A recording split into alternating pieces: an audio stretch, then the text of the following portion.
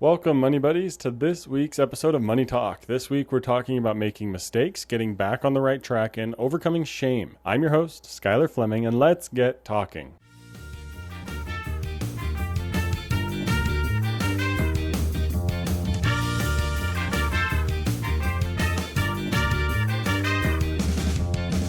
Have you ever felt like you made a huge money mistake and now you don't know what to do?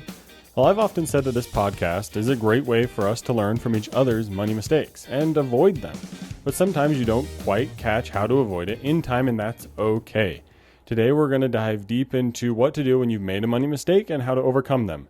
I am going to make sure to hit on one of the biggest challenges when it comes to actually overcoming these mistakes, and that's the emotional side of it all. We feel shame, and we all do when we make a financial mistake, which we all make. And that's okay. I'm going to ask today's money buddy how we can overcome that shame. And I'm excited to have a discussion around that today.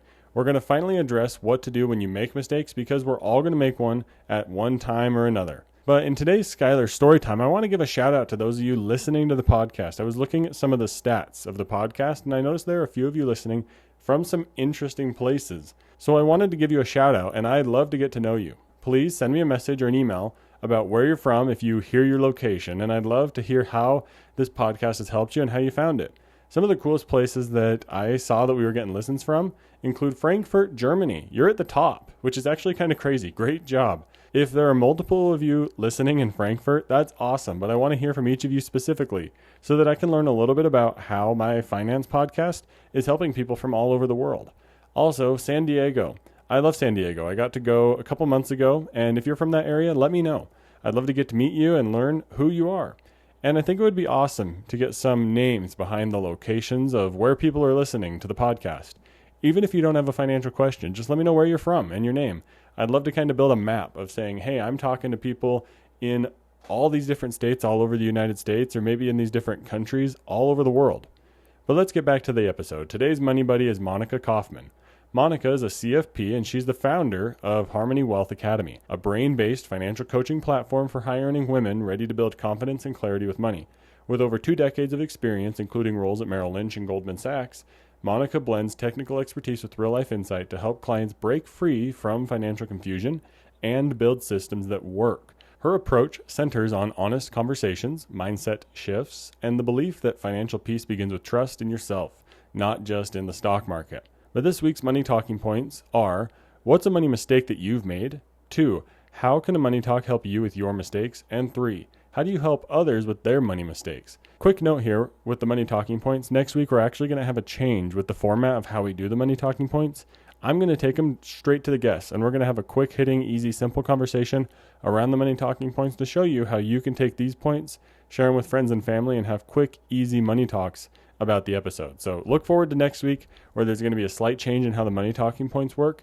I'm really excited for it. I already recorded the interview with those guests for next week, and it was fantastic. So make sure to subscribe and share with a friend so that you don't miss any updates or changes or new updates to the show. But let's get into today's conversation, and with those money talking points in mind, let's get talking and welcome Monica to the show. Thanks for having me. I'm happy to be here. This is going to be a great one. I'm excited to talk about what do you do if you make a financial mistake. So often you got to do it perfectly with all these podcasts, and you have to have the perfect route, but what if you actually make a mistake? Are you now shunned out of this circle of podcasts and listening to all this? Ooh. What do you do when that mistake happens? Everybody's going to make mistakes.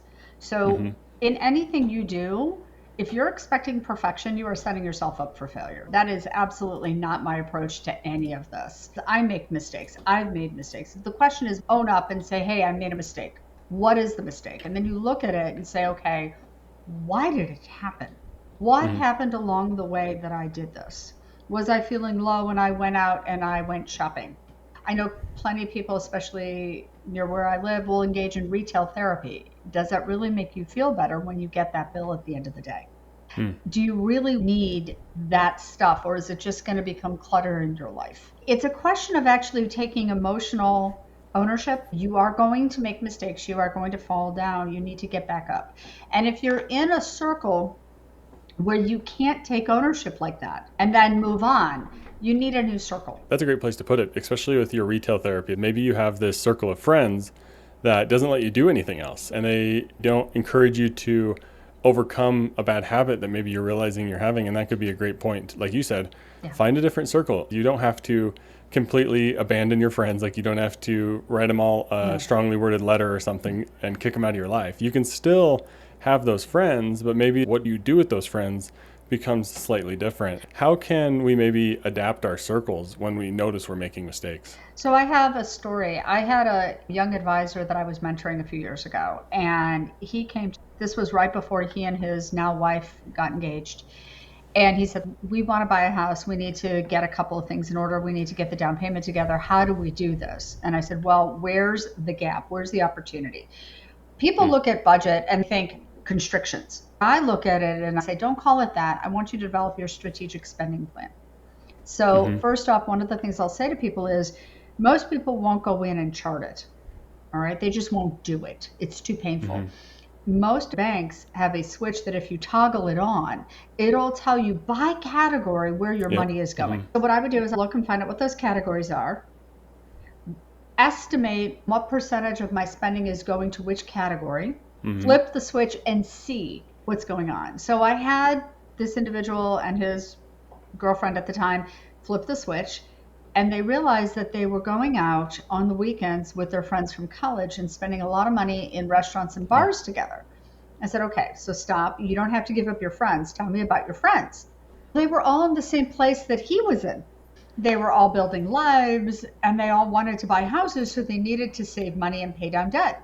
So if you're all spending time together, maybe make a commitment that once a week, instead of going out to a restaurant, you go to somebody's house and somebody will bring something to drink and some food. Make a contribution. You will spend less money on that. You rotate the houses where it's hosted or the apartments or whatever.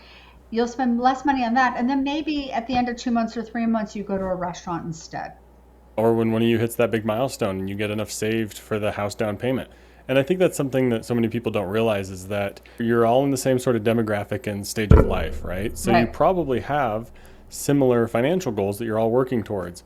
So if you just bring up the fact that, hey guys, I'm spending $600-700 a month on eating out, and I don't really want to do that. And they say, you're spending how much? I must be spending as much because we always go out to eat together. And then you can work together to overcome that financial mistake. The same sort of thing happened to me in high school. I did the exact same thing with my friends where we were spending probably the majority of our paychecks at fast food joints and stuff. And I mentioned, here's what I'm spending. And we all just changed overnight. And we didn't have to abandon ship and defriend each other, right? Most people appreciate the help when you mention it. Right. And that's the other piece of it. You go through it and you say, all right, I'm going to use my community to either reinforce my systems and the behaviors I want, or I'm going to have a problem. Like, for example, during the shutdown, I craved people. I'm an extrovert. Okay. And even my kids who claim that they're not extroverts are extroverts and they crave people. So when we were able to go to the mall and walk around, I love doing that. But one of the things that I did was I realized, hey, if I want to go out and let's say I'm in Texas and, summers can be very, very brutal. And if I want to walk around, I can go into the mall at 7:00 in the morning, be with all the other people who are walking. The stores are closed. It's beautiful. There's security. It's air conditioned or climate controlled. And I can walk that mall with other people doing the same thing. I know that sounds crazy because I'm not really that old, but I can do that, okay? And so I can get the feeling of being in that space that's beautiful and designed to be appealing without being tempted to spend money. It's just being aware of your surroundings and your circumstances. Maybe there's a place you could go that's a better third space for you and your friends to hang out after work that isn't a store or a restaurant. Maybe it's the library, maybe it's a park. Like there's other places that you can put yourself in an environment to remove yourself from those potential financial mistakes that you're trying not to make. I love that point. And going before stores open, that's the mall walkers. I've always heard about that, but I've never joined in. Well, it's not something that I would normally have done, but I did that during the shutdown because it got me out and around people. At least I could see people. I needed to see faces. One of the things that Stanley in the book, The Millionaire Next Door, demonstrated was that people who are financially successful over the long term recognize that the best things in life really don't cost money. Or spending time with friends, spending time with family, going to events, being in your community, that doesn't cost a lot. Maybe it does cost some, but it doesn't cost a lot. And you get more Yeah. from those social interactions and keeping things connected. We need to be connected. The other piece is we need to surround ourselves with people who are going to challenge us, but reinforce the overall values. So choose people in your life who see you as capable to what you aspire to be. One of my biggest issues with modern culture is that we choose the wrong role models. One role model in terms of just her financial acumen and her personal business acumen is Oprah Winfrey. Started out with nothing, got fired from her first job, realized she had a talent, believed in herself, took the risk, and really built her future. She owned it on a financial basis. Nothing went out without her knowing what was going on and what it was for. Nothing was approved without her thinking methodically. Everything was done to strategically build her business. And that's the type of thinking, even on a small level, that I think is really admirable. We can replicate that. When you look for role models, if you look around you, look at the people around you and say, who has a story that I haven't heard about overcoming adversity, accepting a challenge, building something new, and use those people around you as role models. Yeah, you're speaking to intentionality. And it's Always. something that my wife and I, we strive to make sure, like each of our decisions, it's intentional. We shouldn't just be buying stuff just to buy it. That's how you can avoid a lot of mistakes, adding a layer of intentionality. Recently, my wife and I put in a Friday Amazon cart day. We won't purchase anything until the next Friday when we can check our cart to see if we really need it. Yep. And that's because we noticed our spending, that category thing, like you mentioned, it didn't have to be super difficult. It wasn't a whole lot of precise tracking down to the penny. You could just see, I spent $300 on Amazon in the last 3 weeks. Right. Let's fix that with something like this that's a little more intentional. The other piece is, and this is something that drives me a little bit crazy, is you have to learn the system. So many people within our society do not understand the system. Maybe they've learned a little bit about budgeting. I hate that word again, intentional spending. But the financial system is much bigger than that. When you learn the system and take hold of the power, you are going to make mistakes. You're going to realize, hey, I could have done better with that. Fine, learn from it. Understand why you bought it at the time, where it served you, where it didn't. Look at this and say, okay, I can do better. Your mind exists, your brain exists to keep you alive. Well, it doesn't exist for your happiness. It's there to keep you alive. And your mind is going to be looking for the lowest common denominator that's acceptable. So you have to write affirmations in a way, I call them power affirmations, where you are going to be successful. You are successful. What most people discover when they start doing it is that they are harder on themselves than anybody else would be. Harder on themselves than they would be on anybody else. What the science says is that if you want this to work, you have to shift into the second person and coach yourself, coach somebody else that you speak or care about. There's a rule that I think is very important. Talk to yourself the way you would speak to anybody else you care about. And most of us don't do that. So when we come at things as mistakes, were they? Did we make the best decision we could at the time based on what we knew? As long as you're committed to learning and doing better each time, is it really a mistake? That's a great picture to paint, because people on this podcast know I just finished the CFP exam, and I was telling that to you, but throughout that, there's a lot of what you could call mistakes in stuff that I'm learning and questions I'm getting wrong. But I, thankfully, through some of the teachers, was able to reframe those as learning opportunities. And like you just mentioned, maybe these mistakes with your spending are learning opportunities, that you don't actually value shopping that much, and it's really just more of a depressant on you. Or one mistake, so to speak, that I've made in investing is when I started out, I tried single stock picking. Like, that was all the advertising in 2020 was these different stock apps and things like that. And though I don't invest that way anymore, I'm much more index fund focused. That beginning part was an opportunity for me to learn how stocks actually work. I learned about stock splits when a couple of them were happening. There's a lot of things that I picked up along that way that really, I think, crafted why I invest the way I invest now. And that same sort of thing can happen when you're 10 years down the road and you're spending in this new, different way because of the stuff you learned. I love that reframing. Here's the thing about investing. Everything that's on the market is appropriate for at least one type of consumer. Yeah. There's an economist named Thomas Sowell who talks about the fact that there are no solutions, only trade-offs. So everything has its risk and potential reward. And what you learn from working with this is how do you make the judgment? How do you feel comfortable? Who do you want to work with? What actually is something you know and feel comfortable with doing? There's advantages to every single type of way of approaching the market. What I do with people is I want to turn the power back onto the client. So when somebody comes into the academy, we're not pitching product.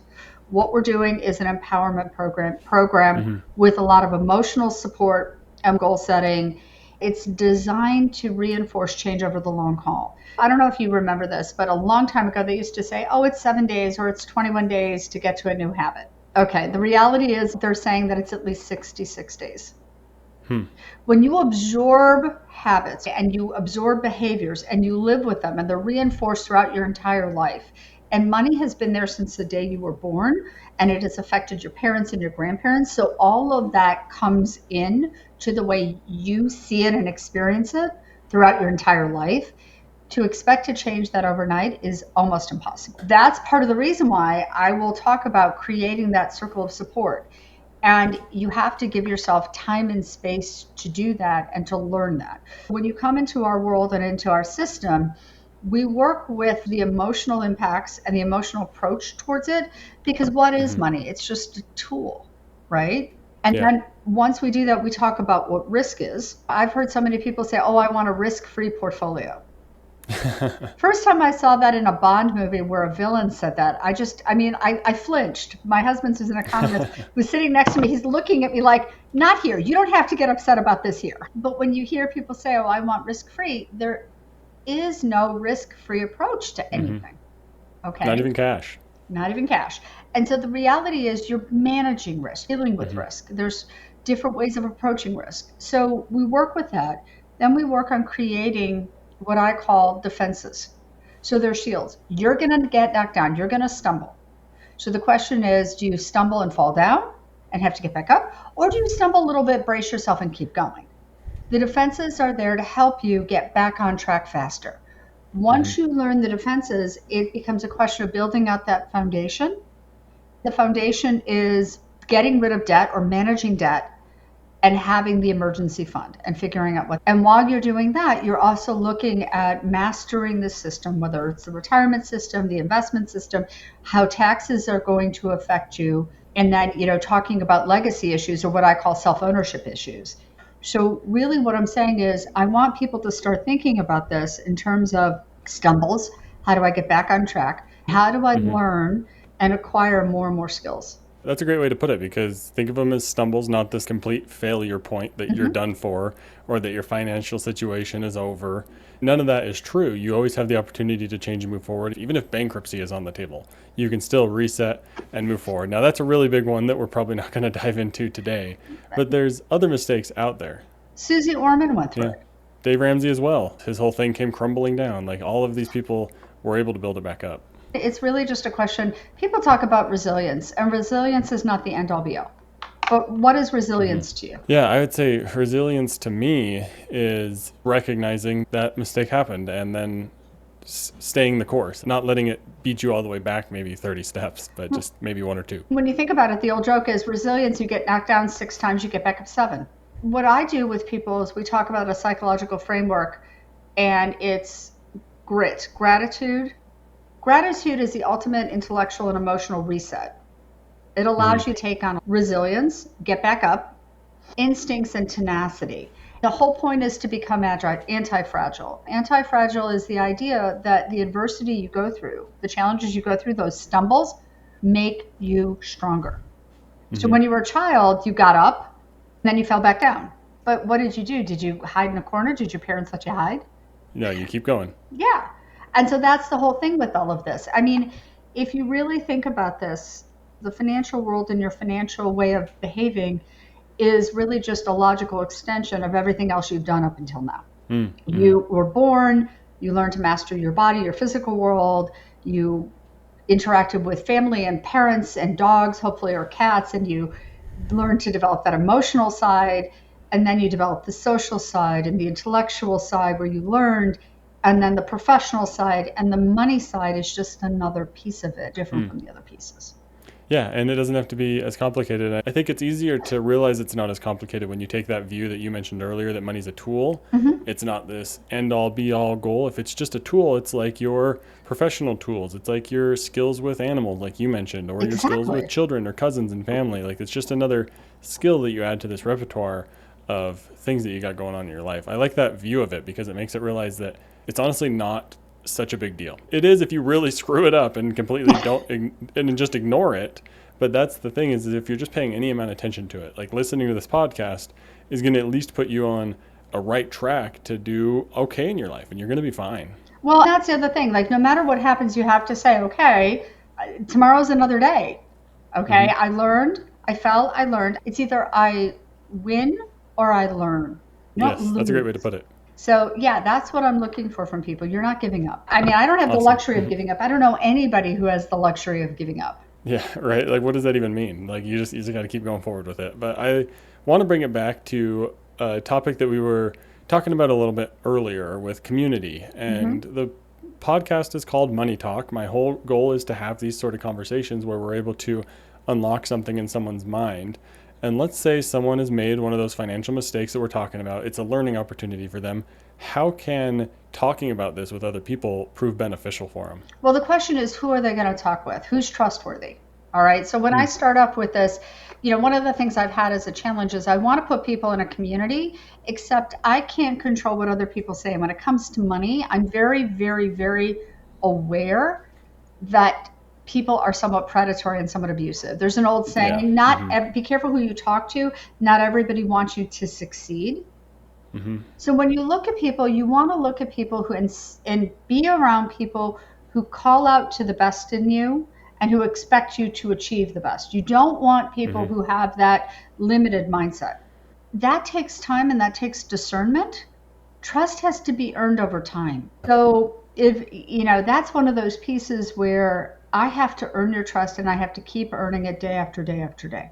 You have to be very specific and intentional. There are people that I talk to about issues that mean the world to me, and they have said hard things to me. And that can happen with money. When you make a money mistake, you might bring up to your friend, "Hey, I'm $2,000 in credit card debt," and they might say, "That was stupid of you," and you're like, "Chill out a little bit." Like it's like they might not say the right thing either, and there can be certainly shame around these money mistakes. And maybe you bring it up to the wrong person, or you don't bring it up to the right professional, and maybe they're predatory.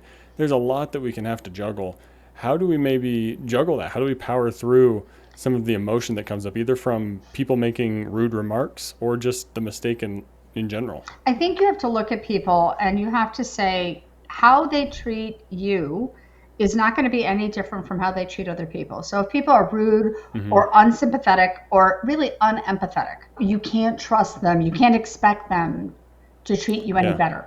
Yeah. Move on and start the conversation with someone else, honestly, if, Correct. if And then it the other happens. piece is it's really just a question of like when I look at certain people, my circle as I've gotten older has gotten smaller and it's gotten more intentional. Okay. Hmm. There are very few people that I trust with everything. And that's Hmm. because one, that's a little overwhelming. Two, it's a question of saying, okay, who can I trust with this? But first off, if you make a mistake, sometimes you're going to look at this and say, okay, I really shouldn't have done that. And I put myself in a difficult position. How do I recover from this? What is it going to take for me to recover? What are my options with it? And you problem solve with it. And if you need to bring Hmm. that to somebody else and say, look, I'm problem solving. This is a mistake. I own it. I'm not asking you to fix it. I'm asking you to help me problem solve. And I'm Hmm. asking you to hold me accountable to fixing this. Yeah. And finding out those people and figuring out who they are is very hard. Yeah, and it can be super challenging, but I do like your point there of just brainstorm with people. Hmm. Bring your ideas to the table and say, "Hey, what do you think about these?" And then suddenly, maybe you've never heard of the debt snowball before, and they mentioned the debt snowball to help you get out of credit card debt, and your mind is blown. It completely changes your financial life. But just by having that money talk with your friend and just by bringing up ideas, you're able to figure out these new ideas. And that's happened on countless podcast episodes where new ideas will come forward. My wife and I have put them into our financial life. So Right. selfishly, the podcast helps me and my wife with our money. But I'm sure just having conversations with people, eventually you're going to hit that gold mine and something's going to click for you. Right. But again, it's not even that. It's really literally stepping forward. And sometimes it's looking at somebody and saying, I'm not asking you to solve this problem. This is mine to solve. I'm asking for your input. Yep, just a little bit of guidance. Like, I don't need you to Yeah. be rude or criticize me for it. I know it's a problem. I just need, hey, what would the next step be for you? And that could be a good way to get those conversations Well, started. sometimes that's there and sometimes it isn't. Not everybody knows as much as people want to believe. Okay, so there's an old saying for the Chamber of Commerce: you do business with the people you know, like, and trust. Okay, so if a certain large percentage of the population is technically financially illiterate, and you say, okay, well, how do you know that they know? Well, I just know that they're successful. Great. They may make a lot of money. That does not mean that they understand how to manage it. I had a situation where that brought to mind. I mean, I remember the stories from The Millionaire Next Door, and I had a situation that brought that to mind. I was a baby advisor. I'd been in Merrill for about a year. I got 2 referrals. One was a middle-class couple that came in, and they, at the time, this was over 20 years ago, had not earned separately more than about $55,000 each. Okay, so we're looking at 100 to 110. And they were in their 50s, and they were both being retired early, and they had a tremendous amount of money that rolled in. Why? They lived off one income and they invested the other. They never had flashy cars. They never had flashy clothes. They didn't care. They weren't trying to impress anybody. Yet I had another person that came in that was a referral. It was a doctor, and he unfortunately had some medical issues and complications. They were not as prepared. And it was really significant, the difference. So somebody might have a very nice car, might have a very nice address, but may not have any furniture in the house, or may not have nice furniture in the house, or may not have money in the bank and may have a tremendous amount of debt. The people that I know of who have been financially successful are not the ones who are walking around wearing designer labels. 70% of all designer goods, luxury items, are purchased by people in the middle class and below. Yeah, which always helps you paint the picture of who's actually buying it. Yeah. Right. And so the question is, they're projecting out something that they think is wealth. Really, what is wealth? Wealth is something that pays you. So if you're telling me you're buying an investment, tell me how that pays you. Now, I understand you have to have your ticket stamped, right?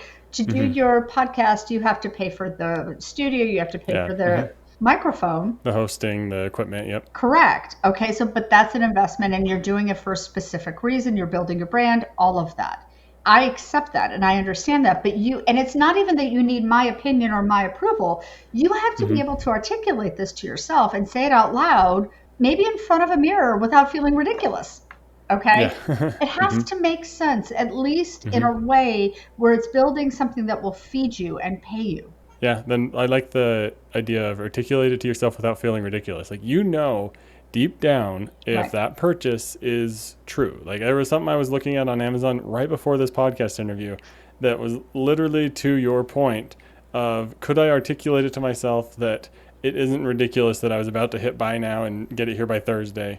I didn't, thankfully, and here we are. I probably won't ever go look at the item again now that we're done with just this small amount of time after it. So even just some clever pauses and just putting a little bit of time and friction into your financial decisions can help tremendously. And as we're moving towards the end here, I kind of want to focus this really in specifically on my target audience of young adults. And there are so many things, like you said, predatory financial practices coming after them, debt, student loans, all these sort of things swirling. Should I start investing? Should I not?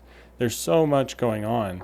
What are some mistakes that people who are just beginning their career in their early 20s, what are some of those things that they may have to be on the lookout for? Okay, so let's start off with something else. If you need to work in order to pay your bills, if you don't have family that will take you back in, or it would be difficult, or if you have family members who have co-signed on your loans, you need to do 2 things. The first thing you do when you get a job, if they offer it, is you buy long-term disability through the group. Why? Okay? Because that will replace your income, or at least most of your income, on an after-tax basis. And that means disability is a huge hole that a lot of people leave in their lives. Correct. And people don't understand that if you have that through a group employment, it usually is pennies on the dollar. So you can replace your income for, I would say to people, is it worth it for you to forego one adult beverage every pay period in order to do this? And I had this argument with a young adult at the time who, I don't want to do it. Well, okay, let's say it's not one adult beverage. Let's say it's one Starbucks beverage. Let's cut it in half or cut it in 1/3. He said, okay, I'll do it. He called me. He said, hey, I got my statement for what this is going to be for my benefits. And I was a little nervous. He said, Monica, it's 1/2 of the cost of one Starbucks beverage. And I started laughing. He's like, okay, I don't know why I fought you on this. Okay, so that's number one. The second thing that I would say to them is when you drive and you have to pay for car insurance, and I have this argument with my own kids, car insurance is expensive, no question. I'm going to tell you that your state minimums are inadequate, and you do not want to have a judgment against you for the rest of your life to pay for that. So make sure you actually talk to somebody, not about state minimums, but you're balancing out what your costs are for you to live. And if you're going to drive, you have to make sure that you have adequate insurance. Health insurance is the other thing that I would say. If you are young and healthy and you don't spend a lot of money on medical stuff, if you have the opportunity to get an HSA plan. Yes, I love that this is getting brought up. I love the HSA. Okay, I love the HSA too, because what it does is it becomes your emergency fund for medical care. Okay, and as you age, so if you're in your 20s or 30s and you choose to start a family, you have money there to pay for that. Okay, and once you start a family, you wouldn't believe the medical bills that come down. Okay, so it's one of those things where having that money there, and if you don't use it and it's invested, it grows and it becomes that much more powerful over time. So it's one of those things of using the system and learning the system. Once you learn the keys of the system, you can use it to build things out with intention. And it's just a question of, using these little systems to do it. And a lot of firms will actually help you, and they'll seed your HSA. They'll give you money every year into it. So yeah, it pays to do that. When you wind up having a family, you may switch off the HSA plan. I understand that. I know people want to get out and get their own place, and I'm not somebody who wants to discourage that. But when you start, you need to do the debt reduction and the emergency fund at the same time. Okay, because if you just do debt reduction and something happens, and you don't have enough of an emergency fund, you're going to wind up having to take out more debt. Yeah, and it's a vicious cycle. It is a vicious cycle. So you need to be able to stand on two legs. There's two pillars on that foundation. There's two parts to that foundation. So build that out. People talk about 3 to 6 months. It's not a hard and fast rule. There are situations where you want more, and there are situations where you want less. And that's really a question of understanding the system and understanding your numbers. So it really starts with how expensive is it for you to live? How expensive is it for you to move forward? How much room do you have, and how intentional you can be? There is nothing here you cannot master. Yeah, that's a fantastic place to leave it. There's nothing in the personal finance realm that you can't figure out and do on your own, or especially do with the help of so many people around you, that whether podcasts that'll answer your questions, professionals, coaches, there's all sorts of different roles that people can fill. Well, and the other thing is that we are offering, and will be offering soon, a program that's just for young adults that are launching to learn the system. And the idea is we're also going to add in some things that are unique to young adults. So we're going to do some workshops on things like professional communication, building out networks, so to help you actually start moving forward and taking ownership. So yeah, that's fantastic. And I love the speech there about like what mistakes can people in their 20s make, was all about these holes that you need to make sure to fill, because you don't realize they're mistakes until they're really bad. Like it's easy to recognize that, oh, my shopping addiction is a mistake, and stop it proactively. But these sort of insurance gaps that people leave, or not having your emergency fund, or getting too far into debt, is the kind of thing that is a mistake in 3 or 5 years, and it's a lot bigger of a mistake than you realize. Like I love the insurance pieces. They're minimums for a reason. They're not called the state recommendations. They're called the state minimums. Yeah. And that may be a huge hole for people. And same with disability and all these other places, is it can leave buried in a financial situation. And I've helped people in my credit union job years ago where you're like, how are they so stuck? And it's because of those holes and gaps that got left many years ago. And it's just this vicious cycle, like we mentioned. Right. And so that's the whole thing. I've seen too many people get into trouble. I've seen people, young adults, hand their car keys over to somebody else because they were inebriated or under the influence. They hand it to somebody else. That person was under the influence. That person gets into an accident. They're liable because it was their car. And so it's one of those things where you have to understand that the finances reflect what's going on inside of you. So when you take ownership and you start building out your life, you need to start looking at your life choices a little bit differently. And it's And hard. It's hard. It's ugly. It's not fun sometimes. yeah, you'll make mistakes. You can overcome them. Right. Those are the mistakes that I have the hardest time with, because Mm-hmm. it's a question of you need to be honest with yourself and accept that this is not consistent with what you tell me you want in your life. And you can master it. We'll leave it on that note that you mentioned, is that you can figure out all of these things. Money doesn't have to be so scary. No. The past 5 or 6 episodes I've been mentioning, take it one step at a time. Learn one thing at a time. You don't have to master options trading at the same time as you're trying to get umbrella insurance, as the same time as you're trying to buy a house. Like, you don't have to do all of these things at the exact same time. Take it one step at a time and learn as you go. But Monica, this has been great. I got 2 final questions for you here as we wrap up. The first one is going to be, how can people connect with you? And then to give you the second one, to give you a second to think about it, is what's one thing you wish you would have known in your 20s about money mistakes and overcoming them? But first, how can people find you? Okay, so harmonywealthacademy.com. My email, I'm always available, mkaufman@harmonyam.com. That is easy. I'm always hoping to start, to have a 30-minute conversation with somebody, especially a young adult who wants help getting started. The program for young adults will be on the website relatively soon, and that's easy enough. Awesome. If they mention your name, they will get a discount on the program. And what I want people to do, and I think this is really the big thing, my parents didn't discuss it because they had their own blocks with different things. My parents got divorced when I was 6. My mother had her own money story. She was born 38 during the Great Depression. A whole bunch of stuff went on with that. And that really affected her. So as brilliant as she is, this is not something she could talk about with us. There is no reason for shame. That's what I want people to understand. It's just a set of tools. You can recover. The question is, are you willing to make the shift? Yeah, that's fantastic. What a great place to leave it on. Nothing's catastrophic. You can master this. There's no such thing as shame. Lots of great quotes out of this one, Monica. Thank you so much for joining us. Thank you for having me. I very much appreciate this.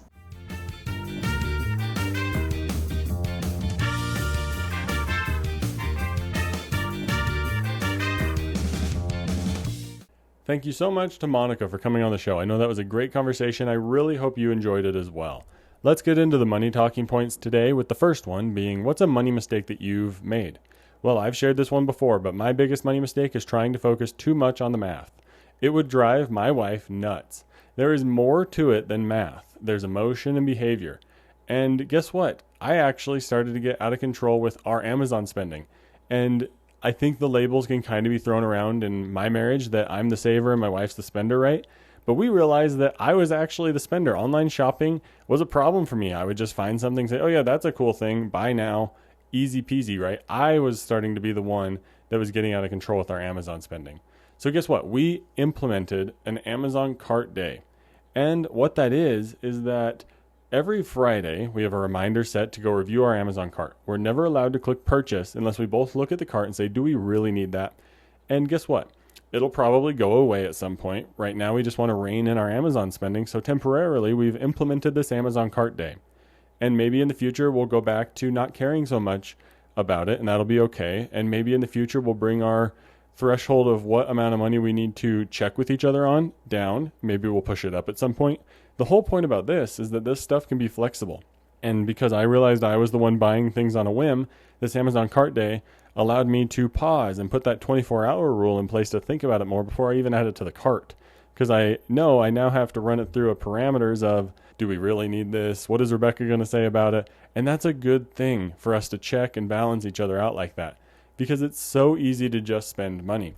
Is there some sort of little thing that you're doing that just a moment to think about it would be super helpful? Maybe it's always driving home on the same route and picking up a soda or a coffee or whatever it might be. Is there some little thing you can do?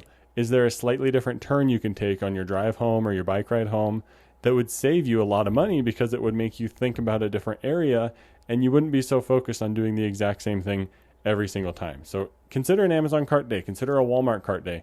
Whatever it may be, if you're trying to rein in your spending, set a specific day where you're okay to spend money in that area. But guess what? Most of your decisions around it and transactions probably don't occur on that cart day. So it makes it a whole lot easier to pause, wait, and think about it. That does it for the first money talking point. Let's move into the second one here, which is, how can a money talk help you with your mistakes? Well, it can give you ideas on how to get out of your mistake or how to overcome it.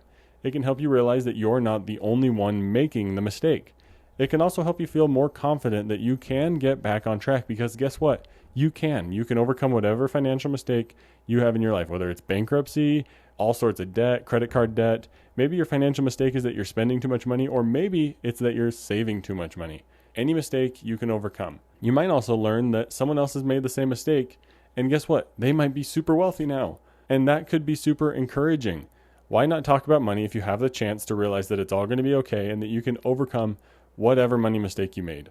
Even like I said, if you go through bankruptcy, you can come out on the other side and make a whole lot of money and be just fine. Dave Ramsey talks about money and teaches people about money. He filed for bankruptcy. If that's anything, it's proof that you can overcome these mistakes and that what he's talking about can help. He figured it out, and now he passes it on and teaches people about money.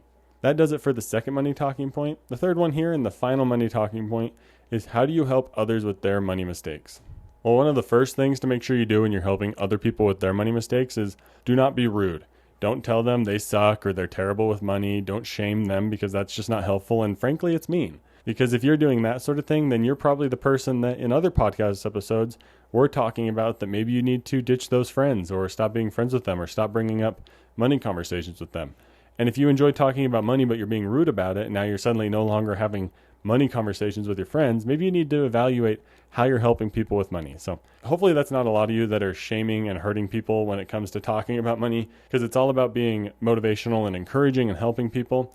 And also another great way that you can help people with their money mistakes is share your own money mistakes. I share my money mistakes on this podcast, hopefully to help each and every one of you listening in San Diego or Frankfurt or wherever you might be listening. Then you can understand that other people make financial mistakes. So let's walk through an example here. Let's say someone tells you they are buried up to their eyeballs in credit card debt. Don't start off by saying that you don't understand how people can be in credit card debt, because you've never had to deal with it. Whether you understand it or not, people are in credit card debt. So a response like this, saying, I don't know how you could possibly get in credit card debt, just pay it off every month, that is nothing but unhelpful and hurtful. Be open to sharing ideas about how to get out of credit card debt. Maybe your friend or family member that's bringing this up has never heard of the debt snowball. So encourage them to try new things like tracking expenses, living below their means, sending some extra payments to their credit card to see what kind of a difference it can make, showing them how compound interest can work in their favor and how a credit card isn't. Maybe show them some of the math behind it. I've heard a point before that if people come at it with an emotional response or an emotional question, take the math approach. If people come at you with a math question or a math problem, take the emotional or behavioral approach so that they can see both sides. Because if they come at it as a math problem, they probably know how to do the math. If they come at it as a behavioral or emotional problem, they probably know how it's affecting them behaviorally or emotionally. But make sure you're open to listening. Maybe they know how to fix the problem, but they just need someone to hear out their ideas and help bounce ideas off of. Maybe they don't need any advice at all. Don't push your entire financial system on someone else. Believe it or not, it may not work for them. I am a money tracking spreadsheet nerd, and that does not work for everybody, and that is okay. I cannot tell everyone to go out, create a spreadsheet, and magically your credit card debt will go away, because my system has never dealt with credit card debt. So maybe there's a different way that they need to take an approach. So if you're trying to teach people about money, you got to learn all these different approaches so that you actually know how to help people. But make sure you're open, honest, and be willing to listen and just give ideas if they want ideas, or just listen and encourage them if they've already started a plan. But that's how you can help people with their other money mistakes. That does it for the 3 money talking points today. And that's a wrap on today's episode. Today we dove into the messy, sometimes embarrassing world of financial blunders. Remember, whether you've splurged on too many Amazon impulse buys like me, because who can resist that buy now button when it's practically begging you, or if you've waited so long to invest that your retirement fund looks like it could use a CPR session, there's always hope. We've learned that realizing you've made a money mistake is the first step. Kind of like admitting you ate the last cookie. Denial won't make it disappear. And while talking about finances can feel awkward as a first date, it's crucial. Just don't let shame crash the party. After all, even Dave Ramsey filed for bankruptcy, and now he's basically the high top dog of money advice. So what's the takeaway?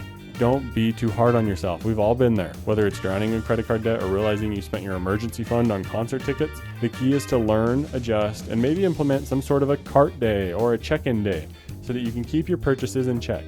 And remember, money mistakes are just stepping stones on the path to financial wisdom, or at least they get you some great stories to tell at your next dinner party. But thank you for listening to today's episode. The best way to stay up to date and connected with all things Money Talk is to subscribe to this very podcast. And if you want to, go sign up for my email list on my website. You can also use the contact page on my website to send me any questions. And of course, my email is in the show notes as well. And if you're looking to get started with budgeting, I'm a partner with My Budget Coach, which is a platform that connects me, your coach, directly to your budget. And I would love to work with you over there and help you with your budgeting. The link for that is in the show notes. Remember, the best way to learn from today's episode is to go and have a money talk about today's topic with a fellow money buddy. Consider using your favorite money talking point to start the conversation. But thank you for listening to this week's episode of Money Talk. I'm your host, Skylar Fleming. Have a great week. Thank you for listening to Money Talk. This show is provided for informational and entertainment purposes and may not be specific to your unique situation. Please be sure to do additional research before making any financial decisions.